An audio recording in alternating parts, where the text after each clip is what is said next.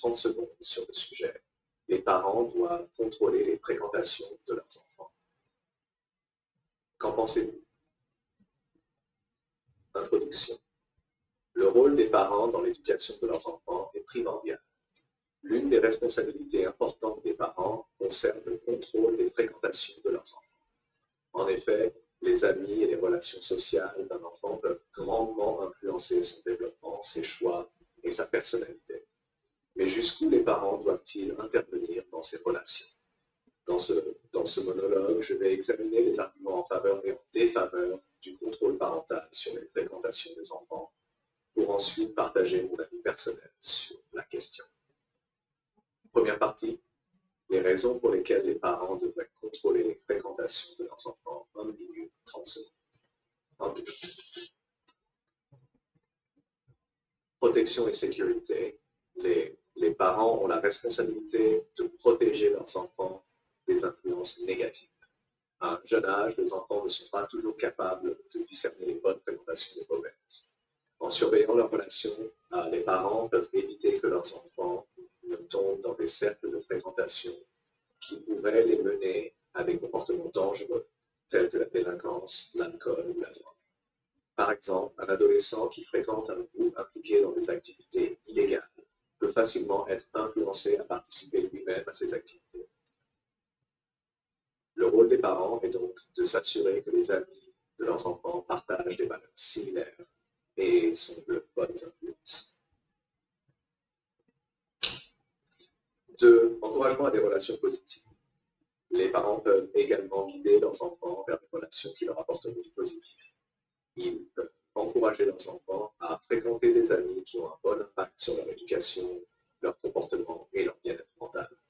Par exemple, les parents peuvent pousser leurs enfants à passer du temps avec des camarades qui sont studieux et respectueux, ce qui pourrait l'inciter à adopter de meilleures habitudes de travail et à réussir à l'école. 3. Préparation à l'âge adulte. En contrôlant les fréquentations de leurs enfants, les parents peuvent les aider à comprendre l'importance de bien choisir leurs relations. Cela les prépare à l'âge adulte, où ils devront faire des choix plus autonomes, mais tout aussi cruciaux concernant leurs relations personnelles et professionnelles. Cela leur apprend également la responsabilité sociale, en les encourageant à fréquenter des personnes qui partagent des valeurs positives et en les tenant éloignés des influences néfastes.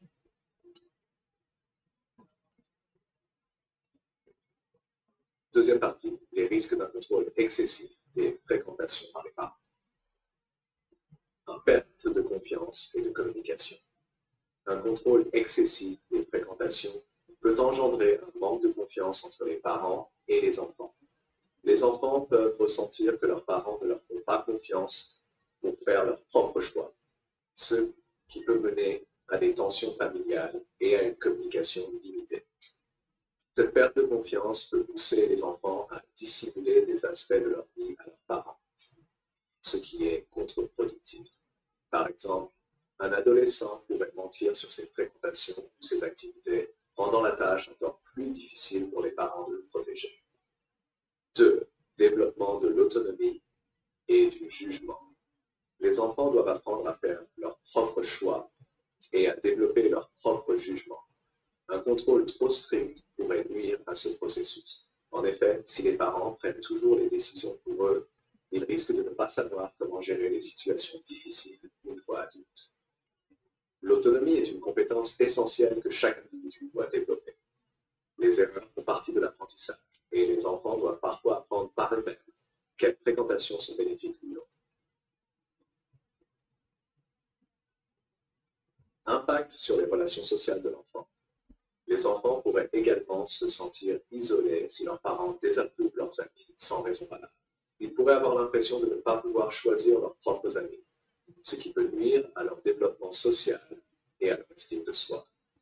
Un enfant qui se voit interdire de fréquenter certains amis pourrait se sentir exclu ou différent, ce qui pourrait avoir des répercussions sur son bien-être émotionnel et social. Mon avis personnel. En conclusion, il est clair que les parents ont un rôle important à jouer dans le contrôle des fréquentations de leurs enfants. surtout en ce qui concerne la protection contre les influences négatives. Cependant, ce contrôle doit être équilibré et ne pas entraver l'autonomie et le développement personnel de l'enfant. Pour ma part, je crois que les parents doivent certes surveiller les fréquentations de leurs enfants, mais ils doivent également leur laisser une certaine liberté pour faire leurs propres choix et apprendre de leurs erreurs.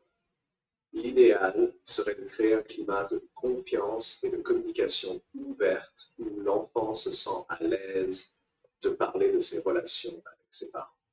Ainsi, au lieu d'imposer des restrictions strictes, les parents peuvent guider et conseiller leurs enfants tout en respectant leur autonomie croissante. En fin de compte, l'équilibre entre protection et liberté est essentiel pour le développement sain de l'enfant et c'est aux parents de trouver cet équilibre en fonction des besoins et de la personnalité de l'enfant.